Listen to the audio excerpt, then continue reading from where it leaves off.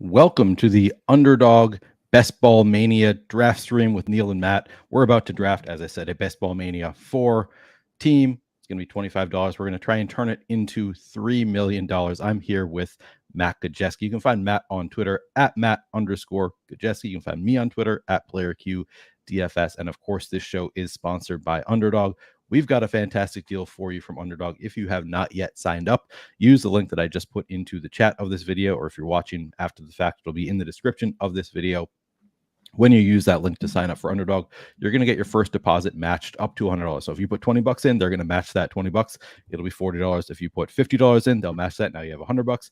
And of course, if you put $100 in, they'll match that. Now you have $200. On top of that, you get our fantasy football and best ball package, which includes Matt's rankings for all of the best ball sites. There are CSVs you can upload directly. I just went through and uploaded. It took me 10 seconds prior to the show. I updated our rankings on Underdog. So we're going to be using Matt's rankings here. Check it out if you haven't already. It's a fantastic deal.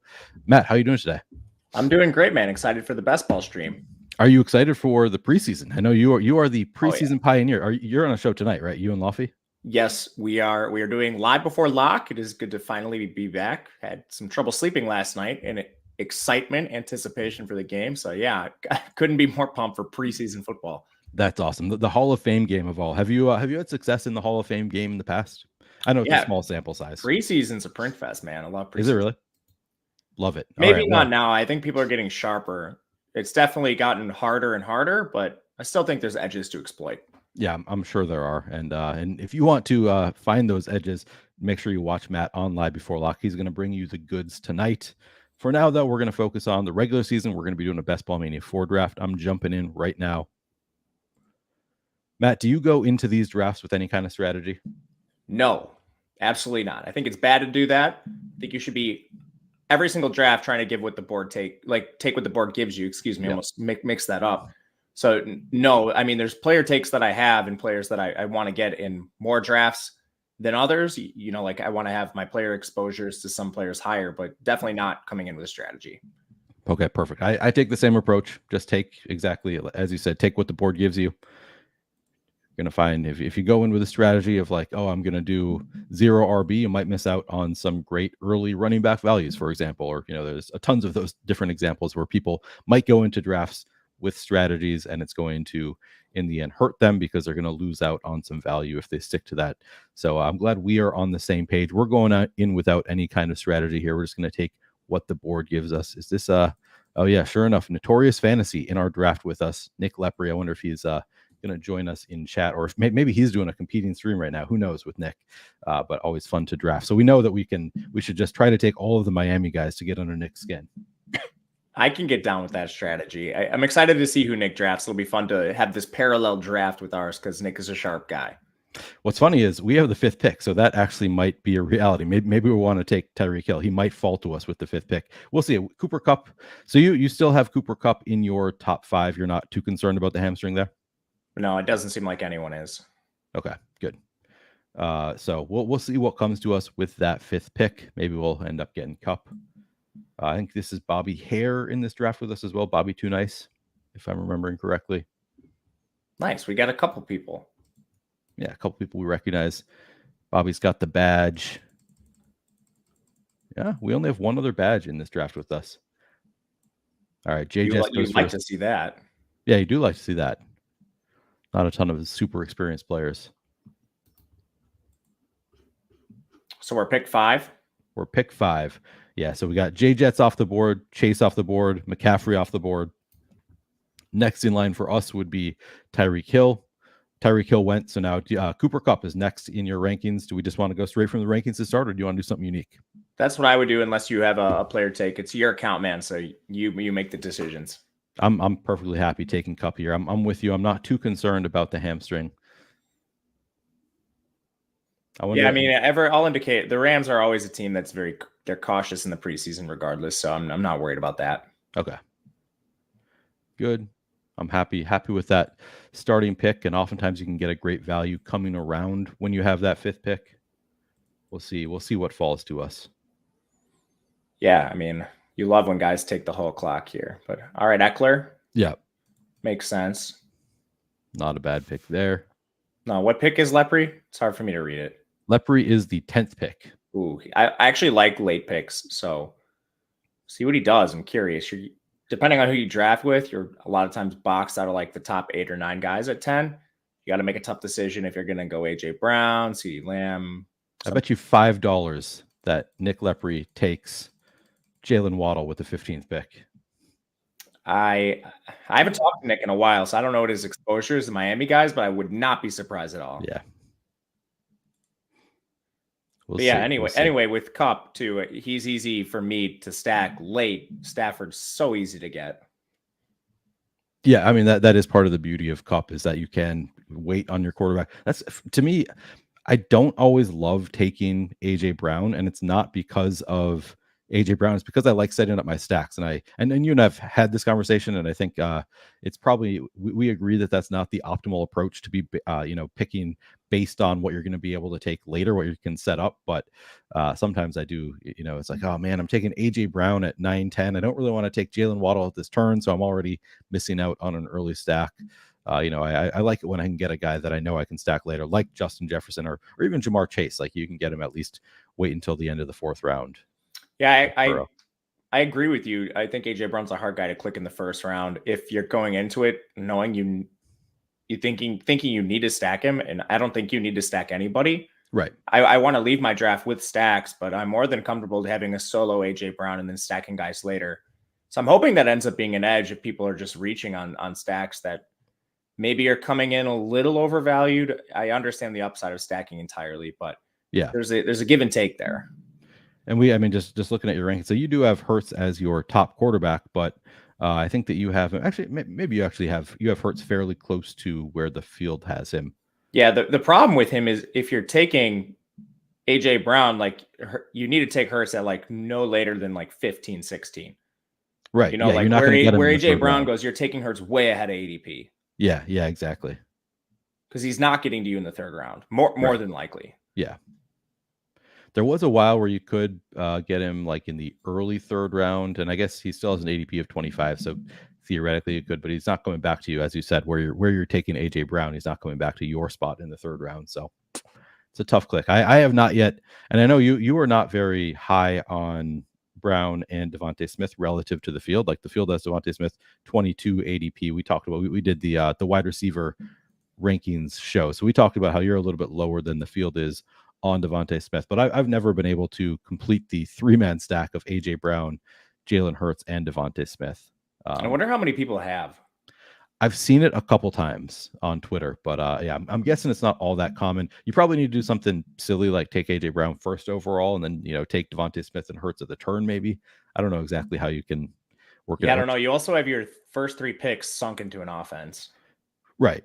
And I mean, if you're going to sink them into one offense, I don't mind it being that one. But all right, so we are on the clock. We've got Tony Pollard is top in terms of your rankings, and I don't mind going, wide receiver, running back right away. We could take Pollard. We could take Jonathan Taylor. Seems like Pollard's the easy click here. Yeah, I'm fine with Pollard. Fine with Hurts too. I think we'll get maybe one of them. We'll see on the way back. Probably not. It's a little ways. Yeah, Jonathan Taylor has sometimes fallen into the 2nd round, so we would have maybe or the 3rd round. I mean, but probably not as far as 29. Yeah, I mean he does have legit concerns. I know. Yeah, big time concerns. I have no idea what's going on with Indianapolis, but yeah, I mean we'll see. I think we'll get a good back regardless. It's interesting to talk about the change. It's been a little while, I think 2 weeks now since we've done a live draft. Yeah, that's right. So I'm interested to hear your thoughts on players that have maybe risen up your personal board, guys you've been targeting more aggressively, but perhaps we should leave that for our next pick, which is going to come up here faster than we think. Yeah, it's coming up quick. I mean, there's a possibility that we're going to be able to get T. Higgins with our next pick, which if we get T. Higgins at 29, I would love that. I have so far, I've seen other places people will post screenshots of Jonathan Taylor falling, T. Higgins falling, that kind of stuff. I've never actually seen it in one of my drafts. T. Higgins, I've had drafts where I've taken Jamar Chase and I've hoped to get T. Higgins at in the 3rd round, and has not happened, or Joe Burrow late, and I've never been able to get either of value on any of the guys who are falling. With these Josh Jacobs, I get pretty regularly, which I'm pretty happy getting to a good amount of Josh Jacobs. But in general, I feel like I've struggled to get great values. Yeah, I'm fine with Jacobs entirely. I think people still worried. Out of the backs that are, I guess, unsettled, I think he's most likely to sign. They were talking just yesterday about reopening negotiations with him, try to get him in camp, which makes all the sense in the world. I mean, probably just needs some leeway on both sides there, but we might actually get him here. We might get, yeah. So Bobby just took T. Higgins off the board. Sniped us. Yeah, sniped us on T. Good job, Higgins. Bobby. I love the pick if you're in chat. That's a good pick. Yeah, that is a good pick. So my guess is that we will have, oh man, Christian Watson. That's an early pick for Christian Watson. We could probably get one. I love our pick, whoever we get. Yeah, we can get either. Would you want to go either Jacobs or Debo? You think that's one of those two? All right, well, I'm fine with Allen too. You know, if like good point. Yeah, if the guy ahead of us had made a reasonable pick, I would have been fine with Allen too. Yeah, we're gonna have our choice. So which of these do you prefer? Oh, Mark Andrews goes. So all right, so we have our choice of these three. Do you want to start setting up a Buffalo stack, or do you want to just stick with Debo or Josh Jacobs? I'd probably take Debo here for just the risk factor, I guess, that Jacobs still has. But I mean, you can make the final. Okay, there it is. Yeah, I'm good with that. I've been liking Debo more and more. I didn't have a ton of exposure to Debo earlier, and you have him like where you have Debo ranked is ahead of ADP. So I'm like, I want to start incorporating more Debo into my portfolio, and then you can get Brock Purdy pretty late too. So I think that there's a lot of benefit to taking Debo. Yeah, and one other thing, just the tiebreaker between running back and receiver. Running back is so deep, so late. You can get so many guys. And no, they're not Josh Jacobs, but again, it's best ball. We're looking for spike weeks. Even if you fill out that position with players like James Cook and whoever it may be, there's a lot of options later in drafts, whereas I feel receiver dries up faster, at least the high-end talent. Do you think that it's even better now to wait on running backs because we have all of these running backs talking about holding out? Like you can just like wait until the last rounds and get an Evan Hull, or I don't know if Evan Hull is your guy, but Evan Hull, Northwestern guy. All right. I didn't even know these. I know that that Derek Brown is really big on Evan Hall. He's the one who's been beating the drum for him all offseason. Zamir White, we've got, Josh Jacobs potentially holding out. So many of these running backs that could hold out. Maybe it makes even more sense to go zero RB and just take guesses, take bets on, maybe some of these guys hold out. If you take 4 of these really late round running backs, hope that 2 of them do end up holding out for the year or something, maybe you can get some great value there. I don't know. Just think of that. Maybe it adds a little bit of value to zero RB, knowing that some of these running backs might hold out. Yeah. I mean, you still have the injury factor too. So always. That's always there. The RB holdout situation just makes no sense to me, man. Like the current CBA, they have no leverage. There's no reason for the owners to pay you. Every time a holdout's been done, it's ended in an epic failure for the running back that did hold out. And you lose a primary year of your career in a career that's very short at the position. So I don't think Jacobs is going to hold out into the season. He just can't miss the paychecks. Flat out can't miss them. He's too old to miss a $10 million payday, even if it's not what he wants. Do you know what his career earnings are so far? Not high. That might be a factor. Higher than most because he was a first round pick, but right. So he had a good first contract, but again, he hasn't had a second contract. The only thing that makes me, not the only thing, but one thing that makes me nervous with Jacobs is I think it was Jacobs who came out and said specifically this isn't about me, it's about the running backs who follow me, which makes me think he might be a little bit more willing to take a hard line. I'm going to miss out on this paycheck, but it's going to help somebody else. I agree with you. He shouldn't be doing that. That's not him holding out doesn't renegotiate the CBA. Yeah, I don't know. Maybe you need to be Josh Jacobs. Le'Veon Bell did this. He got screwed. Melvin Gordon ruined his career doing this. I didn't remember that Melvin Gordon did. Huh. Yeah, behind him was our good friend Eckler. Oh, yeah. Undrafted free agent Eckler. Right. Melvin Gordon turned down a $10 million multi-year deal, sat out the first couple games. Eckler balled out. He came back, was horrible, ruined his career, won a Super Bowl with the Chiefs as a practice squad player. Right. The rest is history. Yeah. Yeah, I agree with you. It's a tough situation for running backs because on the one hand, I agree with them that they are in a position, they're taking so much more risk than just about any other position out there. They are taking so much damage to their body and their careers are short. So they need to capitalize and get paid early on. But then they also have very little leverage because the general consensus right now is most running backs are replaceable. Not all, but I think the general consensus is other than the top 5, maybe 10 running backs in the league, every running back is largely replacement level. Like everybody you can, or not even. We're coming up here. Yeah, we are coming up. All right, here, let me take a look who is available. I would not hate getting Najee if he came to us. Oh, that would be a sick pick. At 44.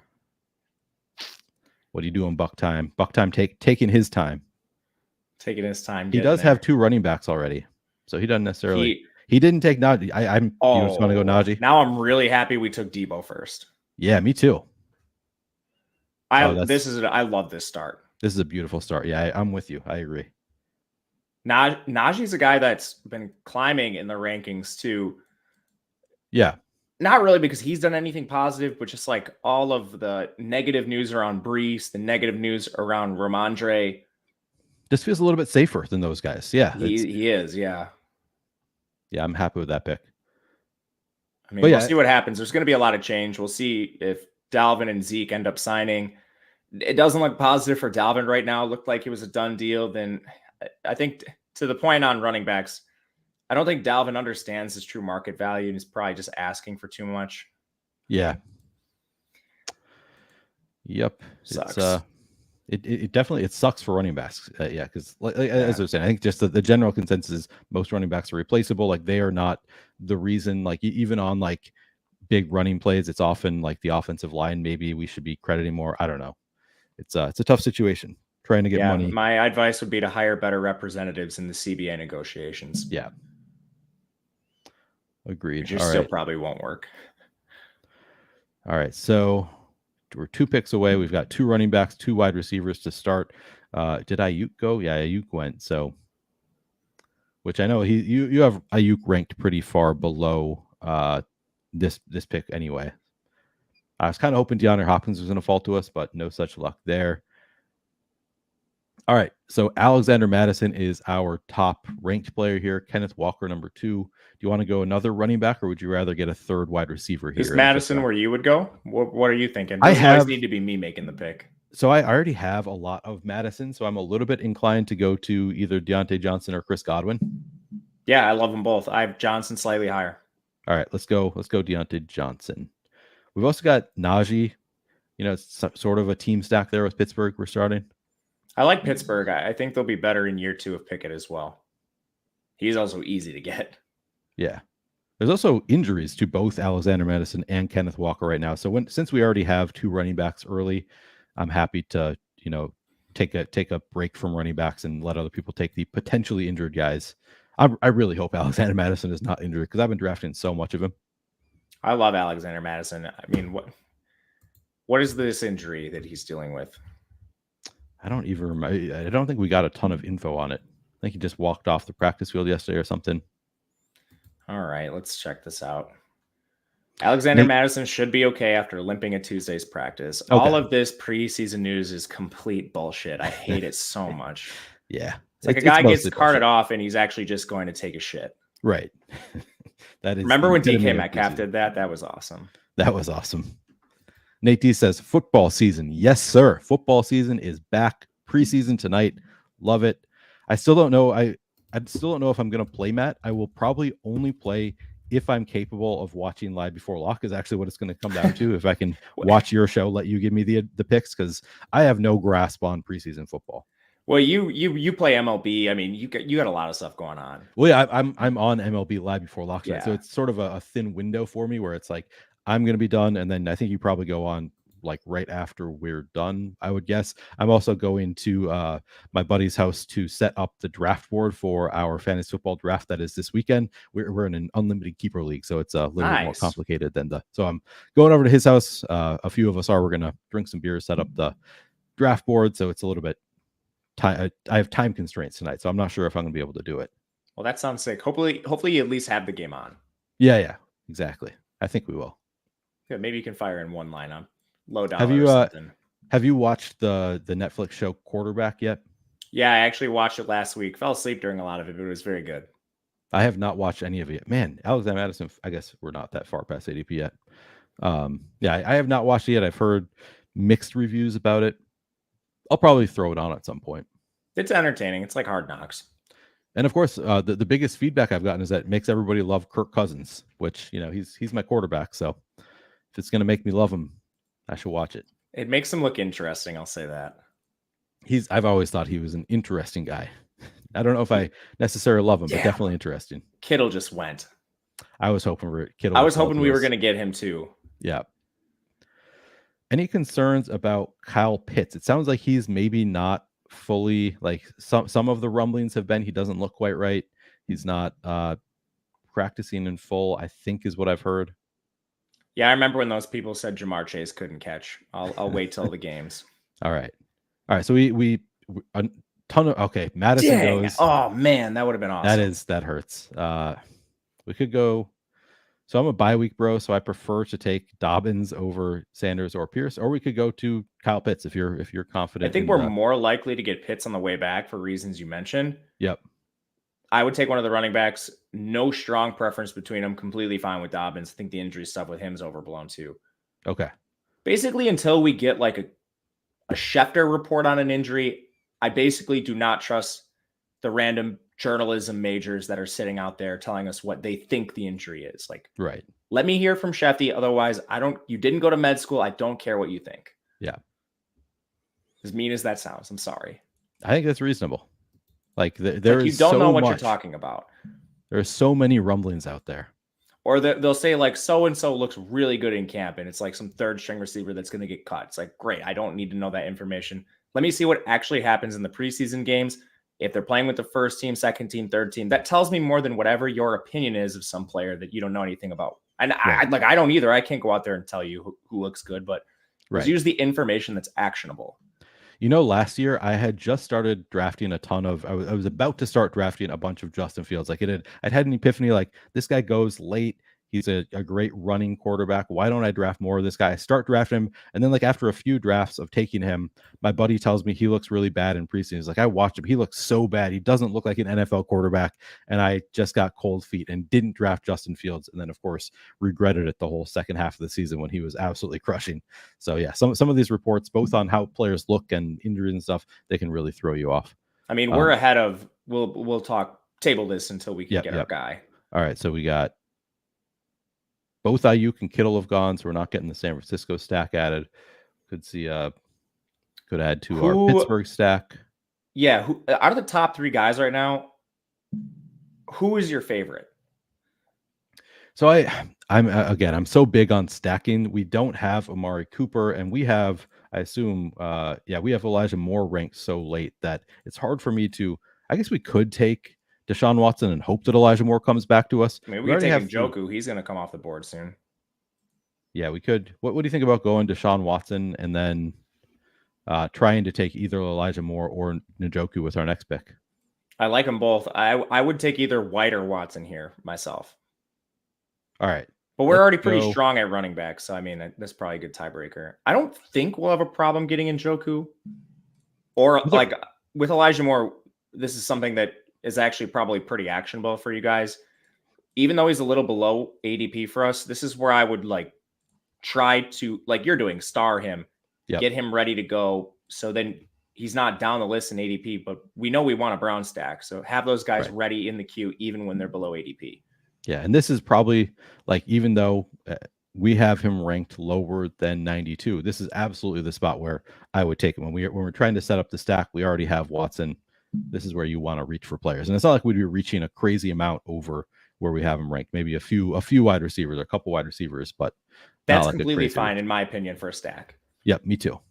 I'm willing to reach, not egregiously, not like a full round ahead, but right around ADP, even if I'm a little lower, definitely. A player I've done that a lot with is like Lazard. Regardless of how the season actually goes for him, I appreciate you putting me on to Javonte Williams when he was around like pick 95, because he's up to like an ADP of like, what is his ADP now? 83.3 now, Javonte Williams. And I'm sure it's just going to continue rising with Elijah Moore goes at 83. Well, that's a bummer. Isn't Njoku gone? Njoku's not gone. Yeah, we should be able to get him with our next pick. At the very least, we can get Donovan Peoples-Jones kind of late. We could probably wait to the pick after to get Njoku if we wanted to. I guess we'll see who's available. Yeah, I'm completely fine with that. But I've tried my damn hardest not to victory lap the Javonte Williams stuff. I'm going to keep my keep my tongue. Yeah, it's interesting. Like, I don't know if he's going to be good, but I know that we got great closing line value on him when we were picking him, after pick 90 pretty regularly. But dude, it's like, I understand he's hurt, and I understand the trend is that players that are coming off serious injuries generally take a while, and maybe they don't perform in year one. But like, did these people not even read the Denver beat? He was practicing in OTAs. Right. He's playing next week or 2 weeks. He's playing in preseason week 2. Yep, they've already announced. Yeah, it's just so. Well, so hopefully from what you take down the Millie Neal. Yeah, I mean that's the dream, right? I listened to Stefania Bell's analysis because I don't really know how injuries. I don't know all of the inside info on injuries, and she made it sound like she thinks that he's going to be better down the stretch run as long as they don't overuse him early, like they work him in slowly. And it kind of seems like they're doing it right. Like he didn't play week 1. He's coming in. He'll play. Hopefully, he doesn't play a ton preseason week 2. Like as long as they don't immediately like give him a full workload, he's probably going to get better over time, which is exactly what you want in best ball, right? Yeah, I mean, we want him for weeks 15, 16, 17. Yeah. So I hope they do that. Yeah, and I assume they will. I feel like they've been fairly cautious with him so far. All right, so we're coming up. We have pick 92. We could get Treylon Burks, Cortland Sutton, Michael Thomas. Are any of these guys, here's the question. Are any of these guys ranked far enough ahead of you than Njoku that you would want to take them instead of just taking Njoku with this pick? Like, do you want to risk waiting until our next pick to get Njoku? Or how likely do you think he's going to be there? I would give it a 80% chance that he comes back to us. Then let's take a receiver. All right. Do you want Cortland Sutton, Michael Thomas? I'd say those. Sutton would be the guy for me with Tim Patrick getting hurt. I think it's a little more secure now. But if you have a Michael Thomas take, by all means. I think I'm good with Cortland Sutton. I don't have a strong feeling. Those two are like neck and neck for me, and obviously for you too, they're neck and neck in terms of the rankings. Do you think the Tim Patrick injury helps Sutton? I think it does a little bit. There were trade rumors with him earlier. I mean, yeah, I think so. I don't think he gets squeezed as easily. Like with Tim Patrick and Mims both healthy, theoretically, if that had been the case, I thought maybe he's more likely to get squeezed than Judy. So I think this does help him. At least makes him safer, in my opinion. Yeah, no, I'm 100% with you. Oh, looking at the board right now, everybody who picks before us now has at least one tight end, and playing the guy right before us has 2 tight ends already. So like none of them should take Njoku, I wouldn't think. Let's hope so, man. I love Njoku. But we'll see. We'll see what D Hutch does here. Hopefully he's not watching. AJ Dillon, okay. He's got Darren Waller. Doesn't seem like it would make sense to take. I mean, sometimes I go bully tight end here and there, but yeah, we'll see. Bully tight end is an interesting strategy. After we pick, let's talk about that a little bit. I want to hear your takes. Yeah, let's talk about it. I mean, I wouldn't say that I have any super strong takes on bully tight end. But let's all right. So if David Njoku does not come back to us, I'd be fine take obviously Michael Thomas falling back to us at 101 would be pretty solid. Rashad Bateman I like quite a bit, and you have Zay Jones and Juju ranked higher, but we could probably get these guys with our next pick potentially. That was a recent change, bringing down Bateman's snaps a little bit. Okay, his injury is legit. Like there have been reports from Baltimore that are very bad. And I didn't Stefania Bell talk about that injury, like Liz Frank stuff? I didn't get to that point in the pod yet, but I am very curious to hear. I have so much Bateman because I've been drafting a ton of Lamar Jackson, and I early on was drafting all of the Bateman, but now I have some cold feet. All right, so we got Njoku, love it. We've got first stack complete. I feel so accomplished. Complete, and then we'll throw in later on. Hopefully, get some Donovan Peoples-Jones around ADP if we can. Yeah, otherwise, like I don't hate throwing a dart last round on Cedric Tillman. You ever do that? Oh, interesting. I think I have 0 shares of Cedric Tillman. I mean, 3rd round pick, so pretty good draft capital. Wouldn't be terribly surprising to beat out DPJ, who's just a guy. Yeah. I also thought David Bell might do that, but he did not. I had a friend who last year after the friend whose house I'm going to tonight, last year after in the final round of the draft. So it's an unlimited keeper league, and we did a weird thing where it was like, I'm trying to remember how this worked out. We did some people had too many players, or some people had to make picks at the very after the draft or something, and he was one of them. And I'm not remembering the story. Let's say this. So let's just say that it was in the final round of the draft. He wanted somebody. He really really wanted David Bell for some reason. He was like really high on him last year going into the year, and then he got sniped on the very last pick of the draft by somebody who was just like, yeah, I guess just give me David Bell. It was just like didn't care at all. And my friend was like super excited about him and was really bummed to miss out on him. But he didn't do anything last year. Yeah. No, he got hurt in camp and stuff. He had a slow start. But anyway, bully tight end. One reason I like it, and it's probably not going to be with like the top 2 tight ends. I'm probably not taking Kelsey and Andrews. Right. But I think locking down 2 of the top 9, like say you draft Kittle at ADP, and then you're coming back around in the 10th round and Waller's there, or someone's like way below ADP. I like that strategy because not only do you have, you basically have locked in your tight end with a solid contributor every single week. Yep. One of them can go in the flex, and then you prevent someone else from getting one. Yeah. So I think there's a pretty good advantage as long as that second one comes a little below ADP. Yeah. And it's also like, it's going to be somewhat of a unique build. So like if you do have, so I can't remember, you say Kittle, or maybe you said Waller is the example. No, I said like, say Kittle goes off, you take Kittle at ADP, and then Waller falls to, like, you already have your tight end. You weren't planning on taking Waller, but he's below ADP far enough. You're like, damn, I should probably just do this. Yeah. And then if those are the guys you need, like they alternate weeks in the playoffs, like you are so far ahead of the field in terms of advancing, getting to the finals. There's a lot to love about Bully T. How far would you take it? Say you take Kelsey and Andrews falls a half round.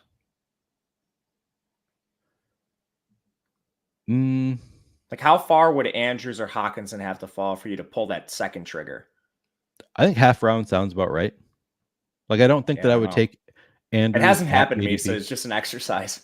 Yeah, no, I think you're about right though. That's like half a round seems like approximately where I would consider taking a second tight end.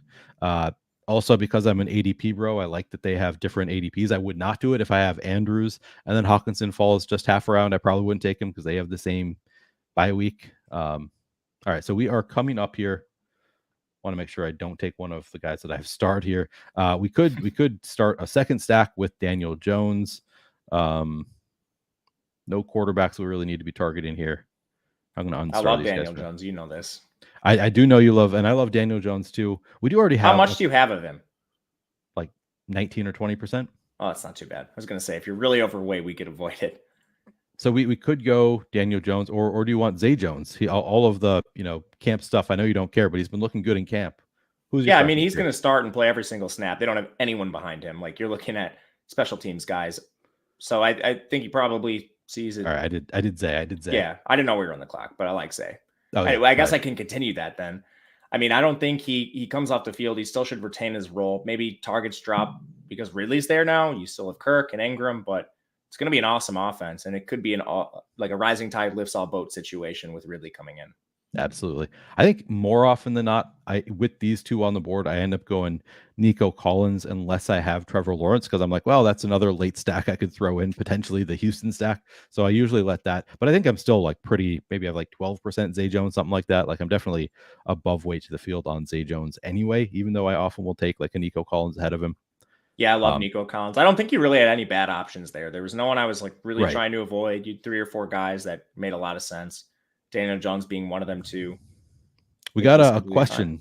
So first of all, Nate T says just play DTR tonight. Who do you agree with that? I can't remember who DTR is. I know I've seen the name out there. Yeah, he's a rookie, 5th round pick out of UCLA. Dude's a stud runner. Ran a 4.56 40-yard dash at the combine. 600 yards rushing in back-to-back years at UCLA. Going to get a full half tonight too. He's going to get a half. Kellen Mond's going to get a half. DTR is a great play. Right on. All right. So you are with him on that.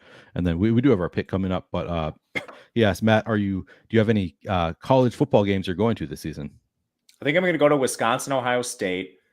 I'm going to go to a Coastal Carolina game. I think maybe the James Madison game. And that might be it. I don't know. What about you?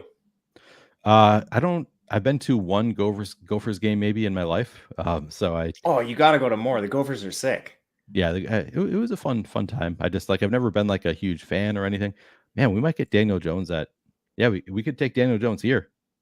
I mean, yeah, we almost took him in the last round. Yeah, I mean, and that was several picks later. All right. Where did you go to school, Neil? If you don't mind me asking. I went to Tufts University in Massachusetts. Okay. So it's actually I had an uncle that went there. Oh, really? I ran cross country, so I did not make it to any of the Tufts football games because they were also on Saturdays. Well, you're kind of in a sick spot then for college football. You basically get to adopt whatever team you want. That's true. And I went to law school at the U of M. So it makes sense for me to be a Gophers fan. My brother went to Notre Dame. So when I was in high school, I was a huge Notre Dame football fan. Did you go to Notre Dame, by the way? Isn't that my grandpa went there? I was I know you have some association with Notre Dame. Been a huge fan since a little kid because of that. It was we went to Notre Dame games when I was in high school and my brother was in college, and it was so fun. I was like, this is such an awesome school. I became a huge fan of the football team when I was in high school. And once I went to my own college, I kind of lost that association somewhat. I still when my brother's in town, we'll watch Notre Dame, but I don't go out of my, I do feel like I should get into college football. It does seem like I would enjoy it. Also, the DFS, it's not as big as NFL, but there's still pretty big prize pools for college football DFS. So I do sometimes think it's the reason I haven't is just NFL is so consuming, all consuming for me that it's I can't do it. I can't do it. So the fact that it's the same weekend instead of XFL, I'm super into XFL. Well, that's because it's a different season. Okay, I'm ready for football again. Yeah, completely understand that. I mean, you do so many sports, you just can't do everything. Yeah. But college football does seem like one that I should probably pick up. So maybe I'll start watching more of your college football content, not just your NFL stuff. I won't try to sway you, but it's really fun. All right. We've got a little time. We're still 8 picks away. Okay. And I was going to ask who are we looking at on the board, but I guess we still have a little time. It's hard for me to read the top row, but I can see the players just fine. Okay. When are you thinking about getting another running back? Depends on what's available here. So if Jaylen Warren comes to us, I would. Oh no, we already have Najee. So probably I don't really like doing handcuffs. I could do Tank Bigsby. He had a couple really good camp reports if you care about that stuff today. But I actually kind of I kind of buy that a little bit. So this I think is rooted in something that actually happened last year. So all right. Travis Etienne, go ahead. I would not hate taking any of Bigsby, Algier, or Kendre Miller. Is kind of interesting with the legal troubles. He's apparently been looking good in camp. I've heard good things about Kendre Miller. I wouldn't hate any of these guys with our next pick. Does it worry you that Kendre is squeezed between Jamal Williams and Kamara, who's going to get suspended, but not? I mean, he's not. Projections have him at 2 to 6 games, so. And he's meeting with Roger Goodell, which I don't know if that's going to be a good thing for him. It worries me a little bit, but I also think that's why we get him so late. So I don't know. I mean, he was I have the TCU shirt on right now. Oh yeah, nice. Love Kendre Miller. All right. Anyway, I like these 3. Yeah, I don't really have anything else to add. Okay, so you, okay, good. Jaylen Warren went, so that's one I was hoping would go since we already have Najee. We don't really want him anyway. I do like the idea of taking a running back here. Unless you wanted to go, I would do either. Okay, Dalton Schultz was the other one I was going to say. I would maybe consider Dalton Schultz also, but I think I'm happy just taking one of these running backs. Yeah, the board kind of just fell to us the way. Telling us what to do, yeah. Yeah, this is exactly where I would go as well. All right, I have them. Yeah, I mean, this is the exact order I would prefer them into. Perfect, yeah. Because Raheem Mostert, I know you have him ranked the top, but he also has the lowest ADP. So you don't want to take him 25 spots ahead of ADP. So that's the exact thing. Is if we love Raheem Mostert, we can still get him later. Awesome. We got our guy. Bigsby. Yeah, Bigsby came out some positive reports about him catching the ball out of the backfield, which I think is why he was drafted. Travis Etienne, he did it in college, but it wasn't his strong suit. He struggled at it last year. Wasn't a great pass blocker. Didn't earn targets, and when he did, he didn't do a lot with them. I think there's a chance Bigsby plays on more third downs than people think. And I mean, he has the chance to carve out a larger role. Injury, he's the bell cow. It is funny. I feel like we all, or maybe not we all, probably you were not in this camp, but I always thought that Travis Etienne was going to be like some great pass catcher when he came in. I thought that was going to be like, that was part of his appeal, was like, he's going to catch, 50 passes or something. And he has not been somebody who's catching a ton of passes. It's weird to me. He never did it early in his career, and then they kind of forced it into him late. So he had a bunch of catches in college, but none of it was like dynamic stuff. There were like little check downs out of the backfield. So I was weary of it, but we'll see. Man, anyway, this is ugly. This is an ugly part of the board, isn't it? I mean, what do we really want here? So we've got, we don't really want to reach for anybody. Oh, we could take DPJ if we wanted to. He's 5th on your board here. He's the highest in, I guess, Thielen is higher in ADP. What pick are we on? I can't even tell. So we are coming up on pick 149, and then our next pick won't be until 164. So we might be able to get DPJ on the comeback if there is somebody that you prefer. Would you prefer going like a Tyler Higbee here? And no, I would prefer completing the stack. Okay.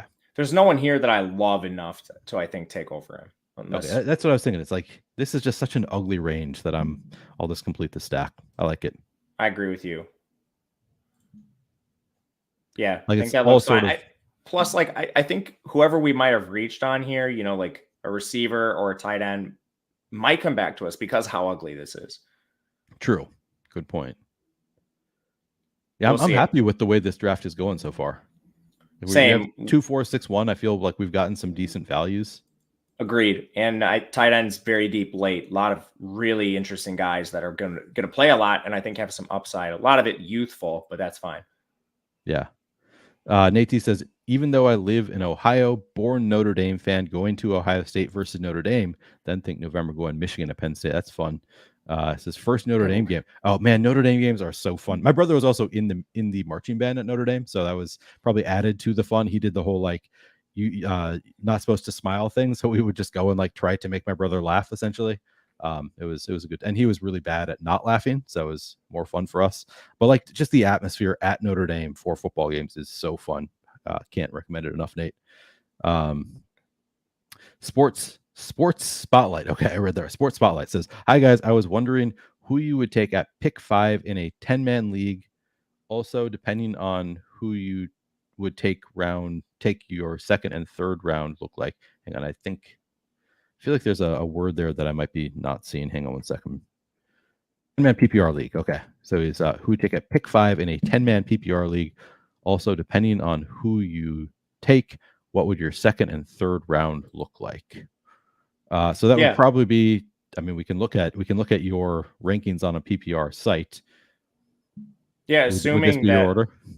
That would be my order, assuming that like I'm comfortable with any of the top 5 if they fall to you. I mean, I would try to get one of those top 5 for sure. Okay, yeah. So go to, any of these 5 are the clear top 5 on a PPR site, I think. Yeah, in whatever order that they may come off the board, and then I don't think you drastically need to tailor your strategy for the second and third round. Maybe if you go, say you're at pick 5, you get McCaffrey, and then somebody falls to like Saquon in the second round. I'm probably not adding a third RB, if that makes sense.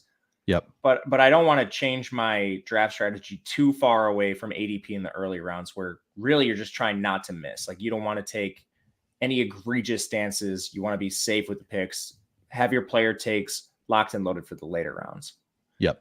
Perfect. Yeah. Like early on, you're trying to take talent. And then later on, you kind of try to work around a little bit what you have a little bit more. All right. 100% agree. All right. I see we're coming up. I think Isaiah Hodgins would be a good pick here. We need to. We don't have any Giants yet, so we can. I guess I should start starring some of the Giants. Good thing about them is if you miss on one, they're all there. A lot of good camp buzz around Jalen Hyatt. Yeah, he was a stud at Tennessee, and he might be one of the fastest players in the league. But it's very easy to double stack Giants too. Just because we take Hodgins doesn't necessarily mean we can't take another. Oh, I'd like to double stack with the Giants in particular when you don't have Waller. Do you want to take Hodgins here or wait and see if he falls to us? again, it's pretty ugly part of the board. Unless you really like Irv Smith or... I think Irv is more likely to fall to us than Hodgins. All right, we're going Hodgins. I do like Irv, though. All right, we'll see where next pick is at 173. I think there's a good chance we get Irv. Yeah, I've seen him fall that far for sure. Otherwise, tight end, there's plenty of good options. Have your opinions changed on any of the late guys? I mean, you've talked me into Irv being a better pick than I had him. He was somebody that I have not been targeting a ton. I've started targeting him a little bit more on your advice. I still like Dawson Knox where he's going. He's somebody I've been high on, though. A lot of reports coming out of camp, and this is one that beat reporters can evaluate. It's like, all right, Knox and Kincaid are both on the field for a ton of snaps. Yeah. So that I do like too. All right, so we are up next. Ooh, we got Irv Smith to come back to us. Let's ride. Let's ride. Broncos country. Broncos country. Let's ride. All right, love it. So I'm loving this team. Like we've continued down the path of what looks like a great team to me. I 100% agree. All our stacks are completed to some degree. Probably got to add another giant, but yeah, I think we're sitting. Yeah, I say we had one more giant, maybe one more like backup running back who has a shot at a role. Yeah, who can we just see the running back board? I know we got a ways to go, but who could we potentially eye up here? Yeah, so Lenny is your top ranked. Gus Edwards, Chuba Hubbard, Joshua Kelly, Chase Brown. We just had the Travion. Looks like he might be hurt. Okay, Zamir White just went. So we're not getting him in the last round.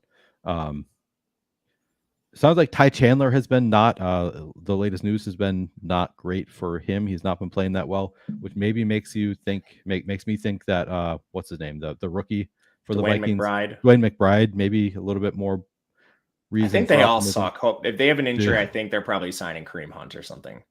Okay. We do like Evan Hull is another late round guy that I've been kind of thinking about with Jonathan Taylor trying to get out. Yeah. My favorites are still the Chargers guys. Okay. I've been drafting Joshua Kelly a lot more. I think largely based on where you have them ranked. I'm like, well, I just take Joshua Kelly. Maybe I should be mixing in a little bit more Isaiah Spiller than I have been.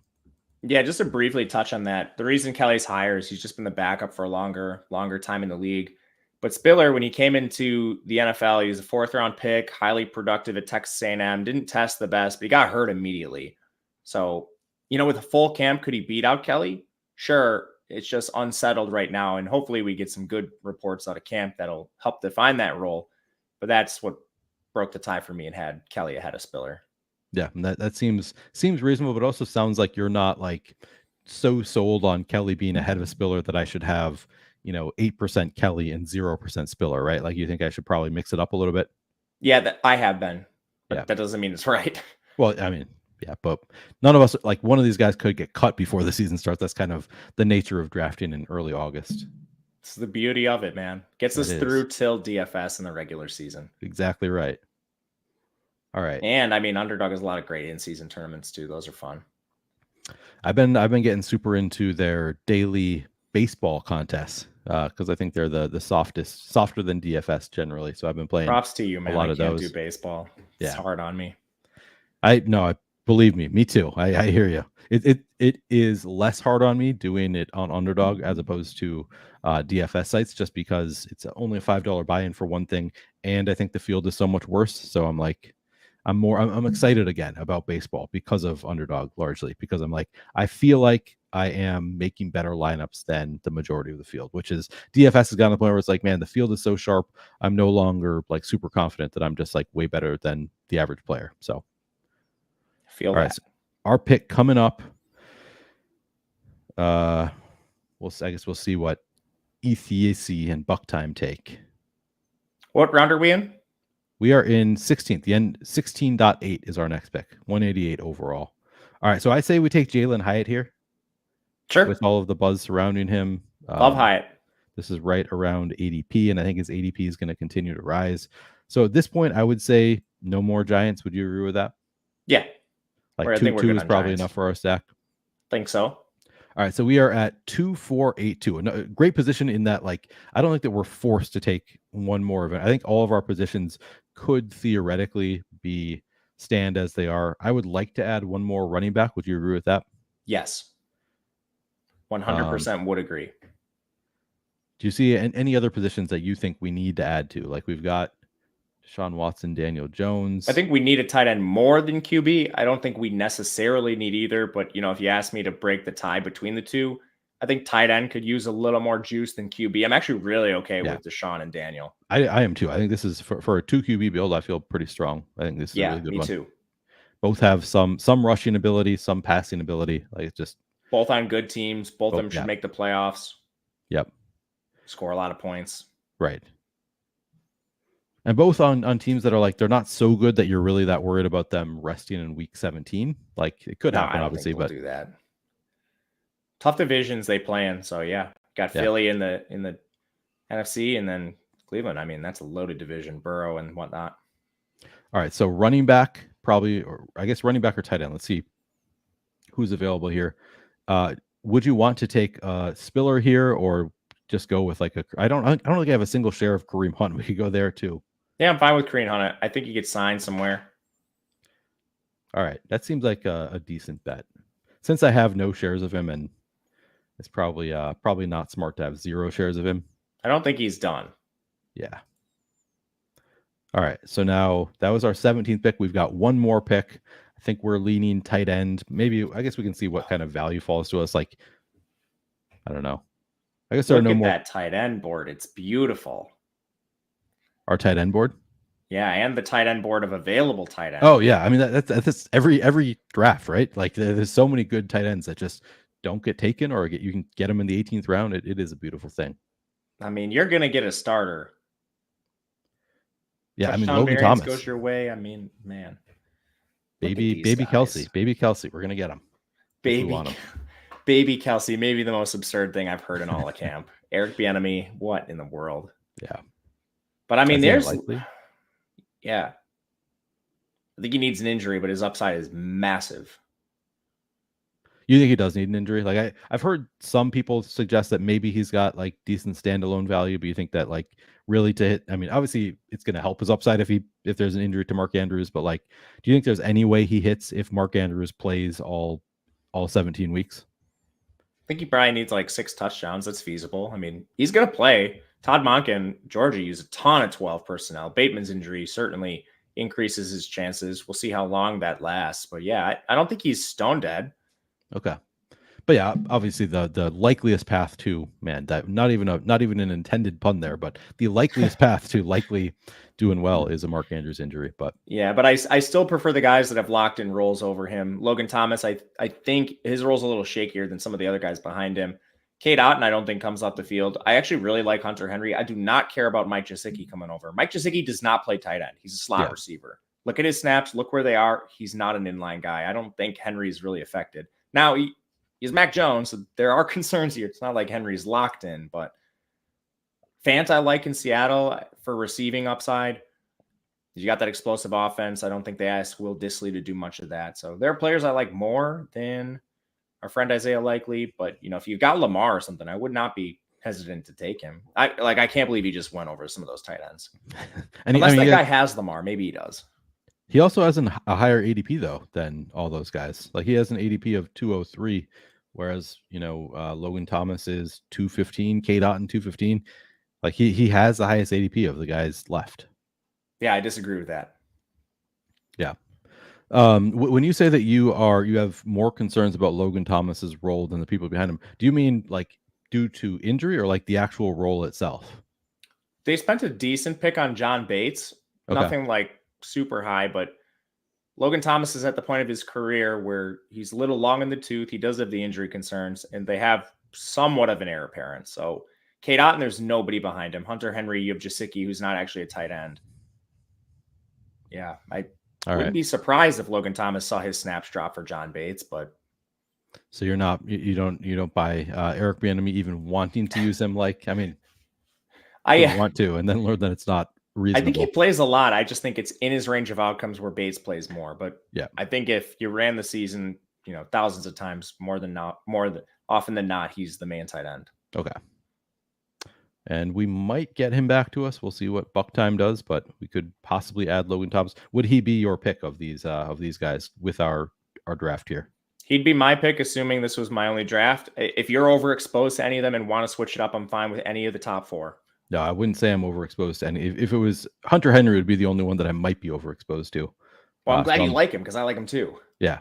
I mean, I think some of my exposure might be partially your fault. So, or your due, whatever you want to call it, because I do often use your rankings, or at the very least, I incorporate your rankings into my process. So, if you really like a guy, there's a good chance that I'm drafting a lot of them.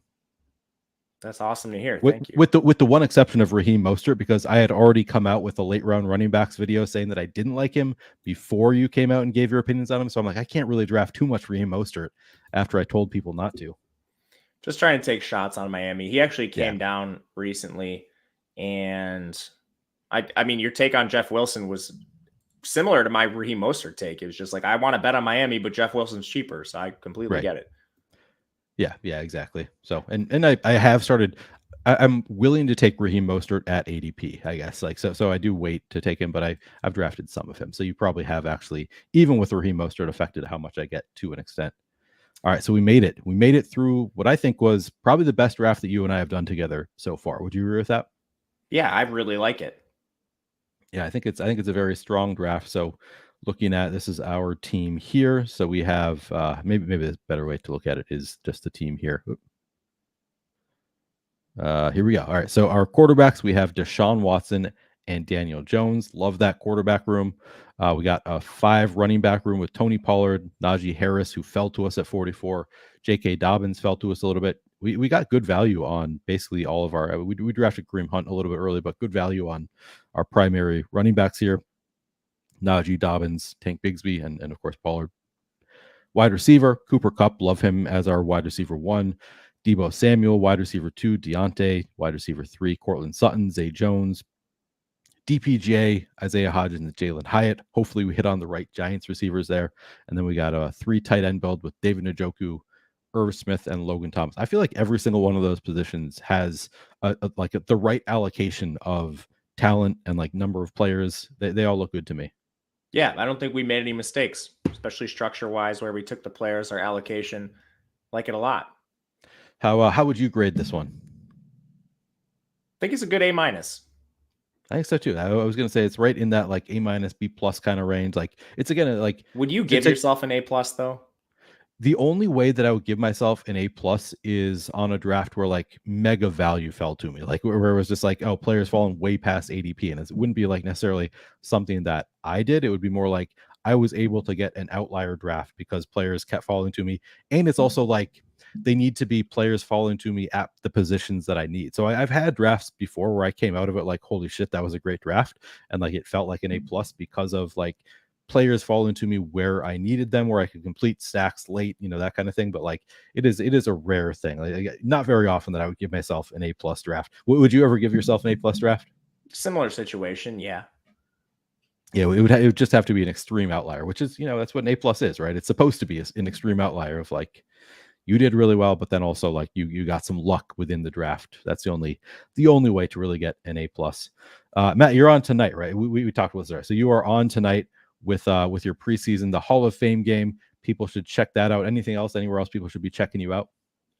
Betting U came back this week. That is a college betting podcast, college football. Me and Ben Raza, we're breaking down all the major conferences, and we'll do some of the small ones too ahead of the season. That's coming sooner than we think. We're about 3 weeks out from college football, so make sure you check that out too if you're a fan of the sport.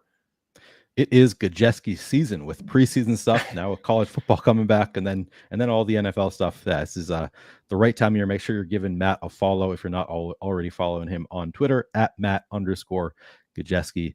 I got to get going to start prepping for MLB Live Before Lock. Thank you guys very much for hanging out with us during this draft. Good luck this year.